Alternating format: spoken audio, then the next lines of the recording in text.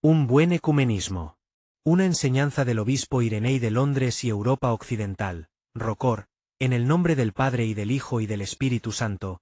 ¿Puede existir algo como un buen ecumenismo?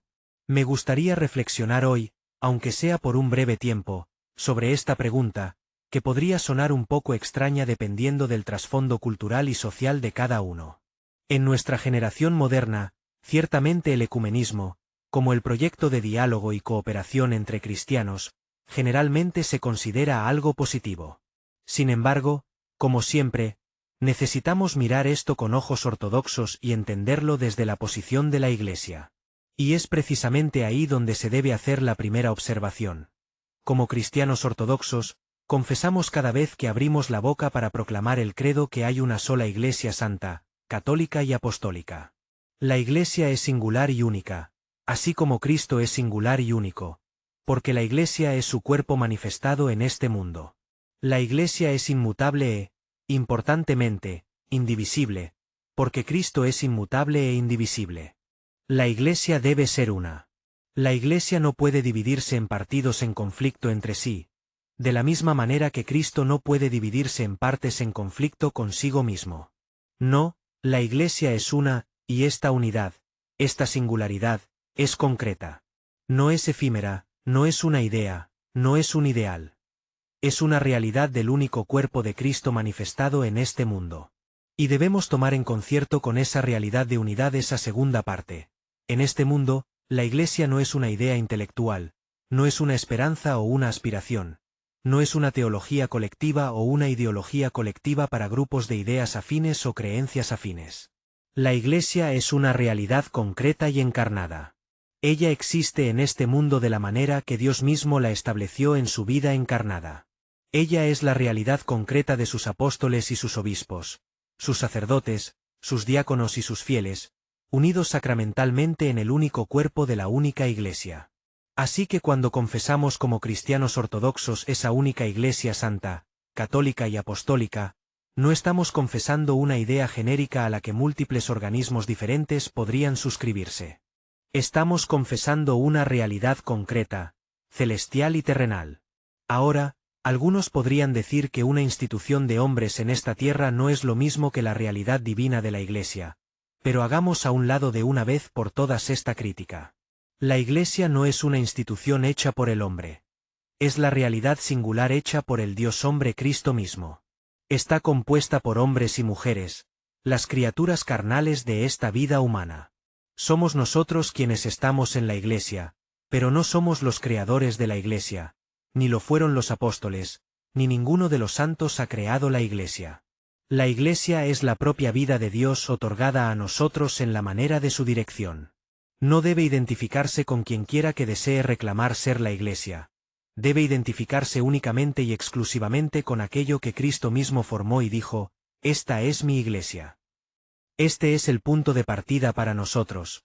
Esta es la única realidad que podemos proclamar como cristianos ortodoxos. Cualquier otra cosa es deshacerse del Evangelio, deshacerse de nuestra historia viva y del testimonio de la Iglesia a través de todas sus generaciones. Ahora, ¿cómo se relaciona esto con el ecumenismo? Permítanme comenzar diciendo que ecuménico, como término, es generalmente un término interno para nosotros como cristianos ortodoxos. Históricamente, hemos usado esa palabra para describir nuestra vida, no la vida de nuestra Iglesia en relación con otros cristianos u otras religiones, sino la manifestación interna de nuestra vida. Es un reconocimiento de que esta única Iglesia está extendida por toda la tierra y en cada lugar hay diferencias de costumbre y vida, y desafío y esperanza y miedo, basados en las circunstancias políticas, los miedos sociales, las persecuciones, la paz, etc. En cada lugar, la Iglesia tiene sus propios desafíos únicos, sus propias fortalezas únicas, pero la Iglesia es siempre una en esa diversidad, y la Iglesia usa el término ecuménico para referirse a esa totalidad, para referirse a todo el hogar, y el término proviene del griego oikos, que significa una casa o un hogar, y nos referimos al hogar universal de la Iglesia. Todos nosotros, incluso aquellos que podrían estar en un rincón remoto del mundo cuyas vidas son exteriormente algo diferentes de las nuestras, cuyas prácticas son exteriormente quizás diferentes de las nuestras, sin embargo, al mismo tiempo, Todos somos los hijos de la única Iglesia. La jerarquía unida, los fieles unidos, los sacramentos singulares, la verdad singular, la Iglesia singular. Así es como usamos el término ecuménico.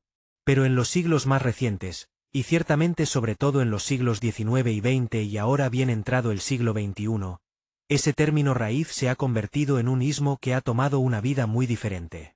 El ecumenismo se entiende, en términos generales, como el diálogo entre muchas entidades cristianas diferentes que trabajan, viven, oran y funcionan juntas bajo la esperanza o la creencia de que, abarcando todas ellas en su diversidad, existe esta realidad llamada la Iglesia, de la cual todas son parte, sin que ninguna de ellas sea exclusivamente el todo.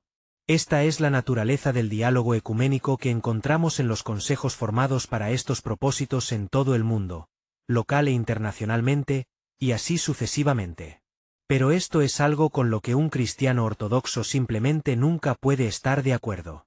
No podemos, ni por un segundo, reconocer que la Iglesia es divisible en partes donde esas partes están proclamando verdades diferentes. No podemos, ni por un instante, aceptar el concepto de una Iglesia dividida en partes que viven vidas diferentes, enfoques diferentes del Evangelio, entendimientos fundamentalmente diferentes de lo que significa ser cristiano y cómo, y así sucesivamente. No, eso es simplemente e inequívocamente, y siempre será, incompatible con la noción de la Iglesia, la realidad de la Iglesia que hemos recibido de Cristo en sus apóstoles. El servicio de anatemas, como se usa en nuestra Iglesia en el Domingo de la Ortodoxia, incluye en su forma actual un anatema contra el ecumenismo. Esto es algo que el Sínodo de Obispos de la Iglesia en el extranjero agregó en el siglo pasado, pero es importante notar precisamente lo que se dice sobre el ecumenismo cuando se le llama anatema. Se dice, aquellos que creen que la verdad puede ser adornada desde muchos puntos diferentes y colectivamente estos juntos pueden ser considerados la Iglesia, que es una mezcla de todos ellos, a esto que llamamos ecumenismo, anatema. Y algunos ven los anatemas como duros de escuchar, pero son importantes. Nos dicen concretamente dónde están los límites de la Iglesia, los límites de nuestra experiencia de la verdad. Y si creemos que la verdad se convierte en una idea efímera, que la Iglesia se convierte en una idea efímera que es realmente una conglomeración de muchas entidades diferentes que hablan de la verdad de manera diferente y colectivamente son la Iglesia, entonces hemos caído fuera de la definición de la Iglesia que la ortodoxia mantiene. Mantenemos una Iglesia con su única vida sacramental. Pero, ¿puede haber un buen ecumenismo? La pregunta con la que abrí, y quiero decir que la respuesta es sí. Pero, por supuesto, depende completamente de cómo definamos ese término. El ecumenismo, desde un punto de vista ortodoxo, debe ser siempre la confesión y proclamación de la Iglesia singular que es el cuerpo de Cristo, su Santa Iglesia ortodoxa, a aquellos fuera de ella que se entienden precisamente como eso, estar fuera de la Iglesia. Pueden ser, y a menudo son, hombres y mujeres de gran buena voluntad, hombres y mujeres de un profundo amor por Cristo tal como se les ha mostrado, tal como se les ha enseñado sobre él, pero para quienes el cristiano ortodoxo siempre debe confesar como un ingrediente esencial de su vida en la Iglesia que hay más de lo que esas personas, a menudo buenas, aún han experimentado. De hecho, la bondad de algunas de esas personas en muchos aspectos medibles puede ser mayor e incluso más exaltada que la bondad de algunos de los que están en la Iglesia. Esta es una realidad que debemos reconocer, lo cual a veces confunde a las personas y las desconcierta. Ser injertado en la Iglesia no hace automáticamente a uno santo o bueno o justo. Uno debe vivir una vida ascética y ser transformado a través del arrepentimiento. Y hay muchos que aún no han sido injertados en esta vida que están luchando por Cristo quizás más que aquellos que han sido. Y sin embargo, aunque eso bien puede ser cierto, hay más en la vida en Cristo a la que han sido expuestos hasta ahora. Y nuestro trabajo ecuménico debe ser mostrarles eso que es mayor, invitarlos a eso de lo que aún no han formado parte. El diálogo ecuménico, y muchos de nosotros ciertamente no nos gusta tanto el término diálogo en el día moderno porque se usa con demasiada frecuencia por aquellos que quieren atenuar los argumentos reales de todas las partes para encontrar algún punto de encuentro común, el denominador común más bajo de teología o moralidad o alguna otra práctica. Pero el diálogo puede significar exactamente lo que dice. Una interacción de palabras, una interacción de discusión y aprendizaje. Un diálogo ecuménico ortodoxo puede ser bueno, puede ser positivo si se practica de esta manera. Confesamos y profesamos y proclamamos la unidad singular de la única Iglesia de Cristo. Esta es la santa fe ortodoxa de los apóstoles, de sus sucesores, que nosotros, a pesar de nuestra obvia indignidad, hemos heredado de ellos y guardamos y preservamos en nuestras vidas. Esto es lo que el mundo está perdiendo, y a esos hermanos y hermanas en esta vida humana que luchan por Cristo pero que aún no están en la Iglesia, hablemos con ellos con amor, un amor que no busca confirmarlos en esa separación, confirmarlos en la carencia de lo que es mayor, sino que en su lugar les revela eso que es mayor y los invita a entrar. Porque la Iglesia está lista para recibir a todos, los más grandes y los más débiles, los más inteligentes y los menos educados, aquellos que son ricos y aquellos que son pobres, aquellos que han conocido a Cristo en alguna forma ya, aquellos que nunca han oído hablar de Él, incluso aquellos que han actuado en su contra.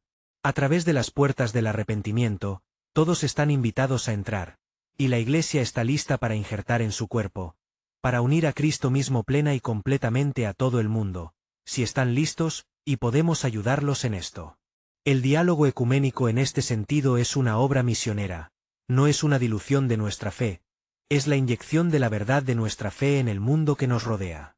Si una discusión ecuménica comienza a tomar el sabor de simplemente poner la enseñanza ortodoxa a la par con la católica o anglicana o protestante o cualquier otra religión que pueda ser, si el fruto de algún diálogo o discusión o conferencia específica o lo que sea, es simplemente comparar como por como, deberíamos retroceder, porque esto es una falsedad, y no se puede participar en ese tipo de discusión auténticamente como cristiano ortodoxo.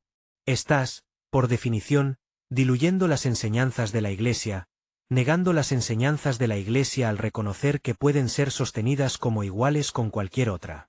No, nuestras discusiones deben siempre tomar como punto de partida claro e inequívoco que hay una y solo una Iglesia, y que nuestro interés en las discusiones con otros cristianos es mostrarles esta verdad, humildemente y con amor, revelándoles eso que aún falta a aquellos fuera de la Iglesia y mostrándoles el camino. Que este celo misionero inspire a todos nosotros. Amén.